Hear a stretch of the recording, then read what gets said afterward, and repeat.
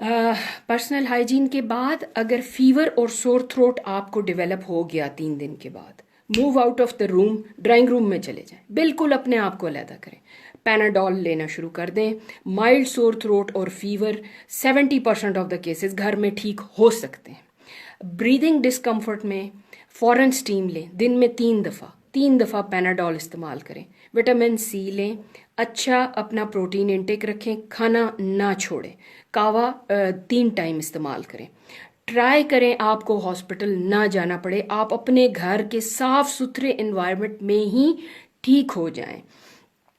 Hospital जाने की indication वो लोग जिनका ब्लड प्रेशर हाई है, जिनको सांस की तंगी डेवलप हो रही है और लिप्स उनके ब्लू हो रहे हैं, ये वो इंडिकेशंस हैं जो हॉस्पिटल जाने की इंडिकेशन है।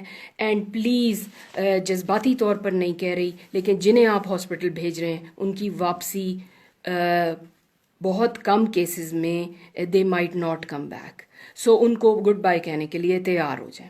इसलिए prevention is the only answer, treatment नहीं है। जो ट्रीटमेंट अवेलेबल हैं काफ़ी स्कार्स हैं, शॉर्ट हैं, और हॉस्पिटल से पेशेंट मज़ीद ख़राब होकर भी वापस आ सकता है। ग्रोसरी बैग्स को डिस्कार्ड कर दें और डेली सनलाइट में बैठना शुरू कर दें। बुखार की सूरत में भी सनलाइट में बैठना शुरू कर दें और अपने आप की क्लीनिंग और डिसइंफेक्शन पर तवज्जो दें। स्प्रे बॉटल जिसमें हैंड सैनिटाइज़र है या फिटकड़ी है, या अगर वो भी नहीं है तो नमक मिला पानी है, अपने हाथ में रखें और जिस जिस सरफेस को आप टच करें वहाँ पे स्प्रे करते जाएं। Exercise is a must. जब तक आप घर में लॉक हैं, अगर तो आपको बुखार है, रेस्ट एंड रेस्ट। सूर्य रहमान लगाएं। सूर्य रहमान से मेरी ब्रीदिंग डिस्कम्फर्ट बेहतर हुई है, एक ही दफ़ा डेवलप हुई थी, लेकिन उसको ज़्यादा होने से पहले सूर्य रहमान ने क्योर किया। इट इज़ अ रेडिएशन, आपके घरों में लगनी चाहिए। रुकिया रसूल पाक का बताया हुआ तरीका है, प्लीज़ इसको फॉलो करें। To recite holy Quran at the bed side of the ill, बीमार लोगों के सराहने कुरान शरीफ की तिलावत रुकिया कहलाता है। और अगर आप सूर्य रहमान की तिलावत लगाएं, क्योंकि हमने इससे पेशेंट ठीक होते हुए देखे, मैं खुद इससे ठीक हुई हूँ, सो सूर्य रहमान की तिलावत का एहतमाम करें। कोशिश करें कि आपके एल्डरली हॉस्पिटल में एंड अप ना हो।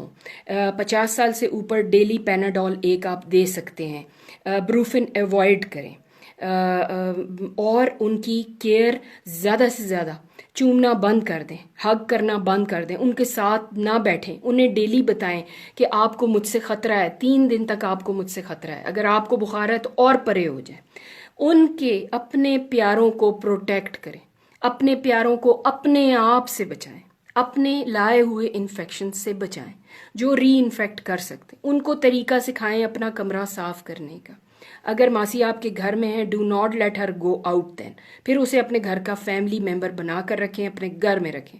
अगर वो मल्टीपल जगहों पे काम करती है, उसे पैसे दें, उसे कहें घर जाओ, आप खुद घर के सारे काम कर सकते हैं। मर्द बाहर के काम संभालें, कारों को डिसइंफेक्ट करें, घर के बाहर सर्फेसिस को डेली डिसइंफेक्ट करें, साफ़ करें, कपड़े फैलाने में मदद करें। और ख़वातीन के लिए बेस्ट एक्सरसाइज घर का काम, घर की एक्सरसाइज, कपड़े वॉश करना, बाहर लटकाना डेली, और लॉन में 20 to 30 मिनट सनलाइट में वॉक करना आपके लिए मस्ट है। अगर आपका लॉन नहीं है तो अपना गेट खोलकर अपनी ही गली में 2-3 मिनट या 10 मिनट्स, जिस वक्त कोई भी नहीं है, फजर का टाइम इसके लिए बेस्ट है, सनलाइट जिस वक्त निकली होती है 7:30 का टाइम बेस्ट है वॉक करने के लिए। उस टाइम में वॉक करें, 10-20 मिनट्स अपने आप को अच्छी तरह धूप लगाएं और then come back to your fortress. Stay in your fortress, अपने अपने घरों में रहें।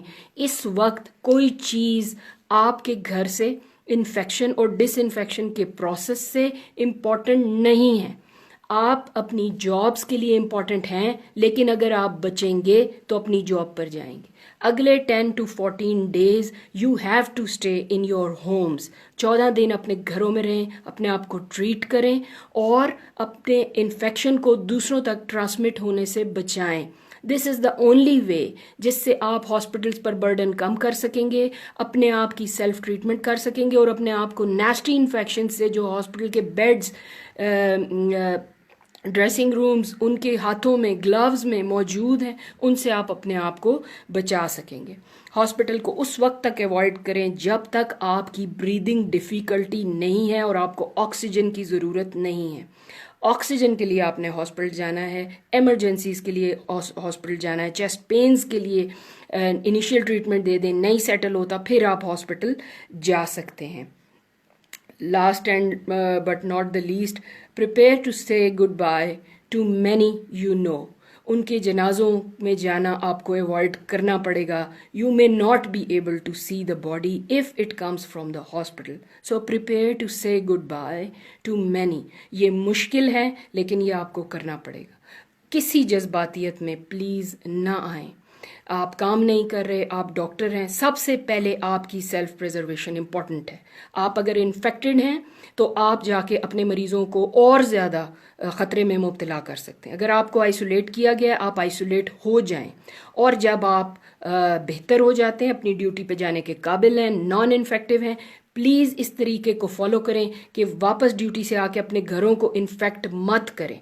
प्रॉपर प्रोटेक्शन के बग़ैर ड्यूटी करना ख़ुदकुशी के मुतरादिफ है। अपने आप को लिफाफा चढ़ा लें, उसमें सुराख कर लें, ऐनक लगा लें, कैप्स पहन लें, गाउन्स पहन लें, शू कवर्स पहन लें। हर तरीके से अपने आप को प्रोटेक्ट करें। अपने स्क्रब और हॉस्पिटल की चीज़ों को हॉस्पिटल में ही छोड़कर डिस्कार्ड करके आएँ।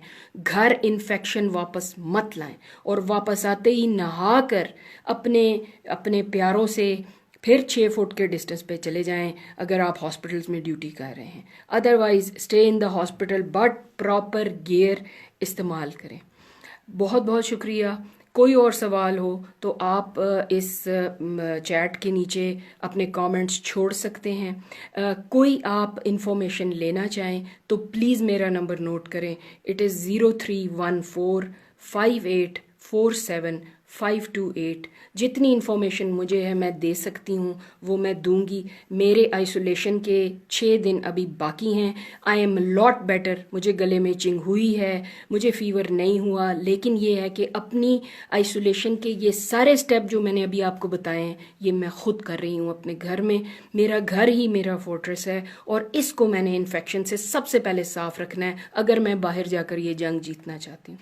आप हारेंगे तो अपने घर से हारेंगे, बाहर से नहीं। बहुत बहुत शुक्रिया। अस्सलाम वालेकुम।